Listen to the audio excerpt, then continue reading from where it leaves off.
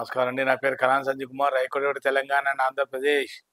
ఈ మధ్య చాలామంది ఆంధ్రప్రదేశ్ నుంచి కాల్ చేస్తున్నారు.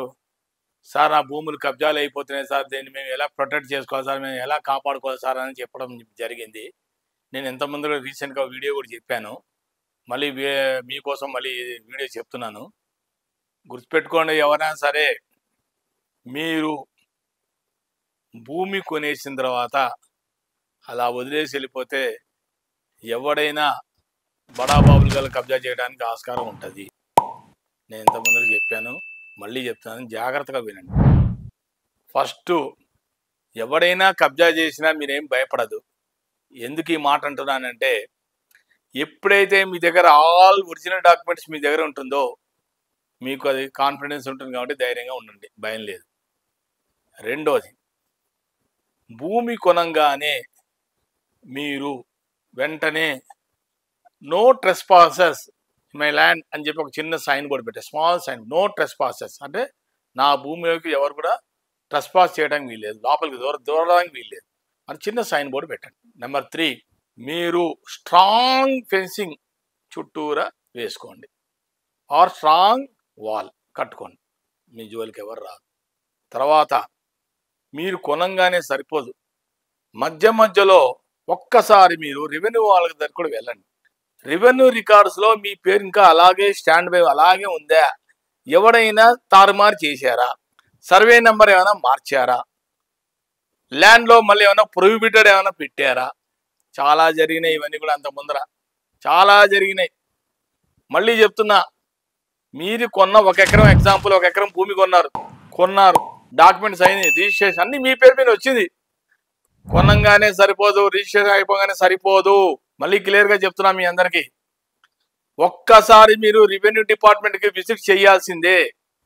విజిట్ చేసిన తర్వాత తెలంగాణలో అయితే ధరణి పోర్టల్కి వెళ్ళి మీ సర్వే నెంబర్ కొట్టి మీ జ్యూరిడిక్షన్, మీ పేరు అన్నీ ప్రాపర్గా మీ పేరు మీద ఉన్నాయా లేదా ఒకసారి మీరు వెరిఫై చేసుకోవాల్సిందే. ఒక్కొక్కసారి మళ్ళీ దాంట్లో ఏం చేస్తారంటే ప్రొహిబిటెడ్లోకి వచ్చిందంటారు. నేను నెక్స్ట్ వీడియోలో చెప్తాను, ఏం జరిగిందో చెప్తాను, నెక్స్ట్ వీడియోలో చెప్తాను.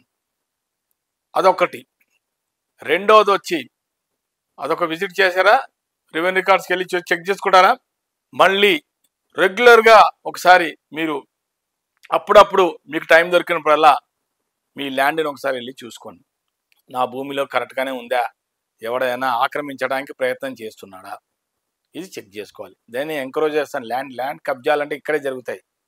కబ్జాలు ఎప్పుడు జరుగుతాయి అంటే, ఎవరు మీరు కొనేసి అటువైపు వెళ్లకుండా పిచ్చి చెట్లు పెరిగిపోయి సైట్ అంతా పిచ్చి చెట్లు పెరిగిపోయి ఎవరు చెడిపోతే ఒకడు మెల్లగా అట్లా వెళ్తాడు, మీ ల్యాండ్లో దూరతాడు. ఏం చేస్తాడు, మెల్లగా గుడిసె కడతాడు. గుడిసె కట్టిన తర్వాత ఈ మధ్యనే నేను ఒకటి మా కాలనీలో పక్కనే ఒక 400-500 గజాల ప్లాట్ ఉంది. ప్లాట్లో వాడి చాలా రోజులు మేము మా పార్కింగ్ ఉంది, సైట్ పార్క్ ఉంది. ఆ పార్కులో మేము వాకింగ్ చేస్తుంటే పక్కన ఒక ల్యాండ్ 500 గజాల ల్యాండ్ ఉంది. ల్యాండ్లో ఎవరో 2-3 వచ్చి ఒక గుడిసెలాగా వేసుకొని అక్కడే ఒక రోజంతా ఉన్నారు. వాళ్ళు ఓ 15-20 మంది వచ్చారు. వచ్చి వాళ్ళు అక్కడ సెటిల్ అయ్యారు. మెల్లగా చెప్తున్నా, ఎవరికైనా గుర్తుపెట్టుకొని ఇలాంటి అనుమానాలు వచ్చినప్పుడు పక్కన ఉన్న ఓనర్స్ పాపం చాలా మంచి వాళ్ళు వెంటనే గవర్నమెంట్కి ఇన్ఫార్మ్ చేశారు. ఇన్ఫార్మ్ చేసి ఎవరో ట్రెస్పాస్ చేశాడు ఈ ప్రాపర్టీలో అనగానే, ఓనర్ పాపం ఇక్కడ లేడు, ఓనర్ అక్కడ లేడు, ఓనర్ వేరే ప్లేస్లో అక్కడ ఉన్నాడు. ఓనర్కి ఇన్ఫర్మేషన్ వెళ్ళిపోయింది. ఓనర్ ఇమీడియట్లీ గవర్నమెంట్కి, పోలీస్కి ఇన్ఫర్మేషన్ ఇచ్చేసాడు. వెంటనే వచ్చి డిమాలిష్ చేసేసాడు.